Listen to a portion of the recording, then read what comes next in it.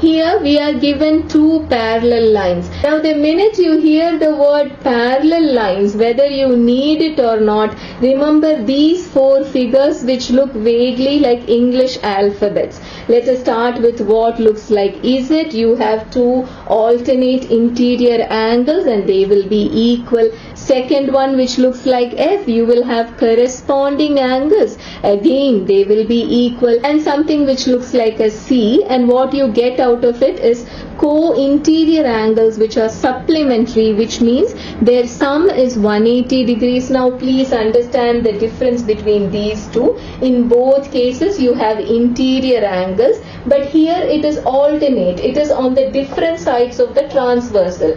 But here you will see they both lie on the same side. You don't have anything lying in here. So this is what gives you co-interior angles. And the last one, for that you don't need parallel lines. It is any two straight lines. When any two straight lines meet, they make this sort of an X sort of figure, and what you get is vertically opposite angles. Now let us start solving our question. We have two parallel lines, but there is a problem. We do not have a transversal. What is a transversal? It is a straight line which cuts these two parallel lines in two distinct points. We do not have that straight line, because if I name these points A, B and C, you will see that there is a slight bend in this point B. So what will we do? We will construct another parallel line and name it N.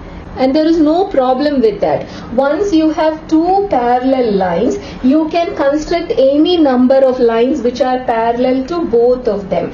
We have constructed this line, but you should notice that it has cut this angle into two parts. So let us write it in two parts. One part I will write X and here I will write Y, but remember angle X plus Y, the whole value was B. So please remember that it is just cut into two parts. So now what do you have? Two parallel lines. Just consider the top part.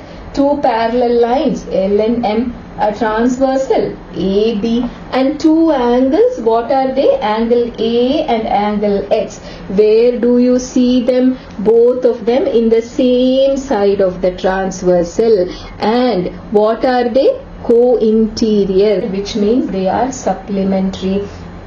Now consider the bottom part. Again, two beautiful parallel lines, L and M. Again a transversal, this time BC. And what do you notice? Again two angles you will notice. Angle Y and angle C. Both of them, in the one is on this side of the transversal, the other one is on the other side of the transversal, which means what? They are alternate interior angles, which means both of them are equal. Now we will take both of these equations and substitute it here. X and Y together were B, right? So instead of X you can write what? 180 degrees minus A, and Y is the same as C. So you have such an equation. So there I have moved all the variables to one side and we get such an equation.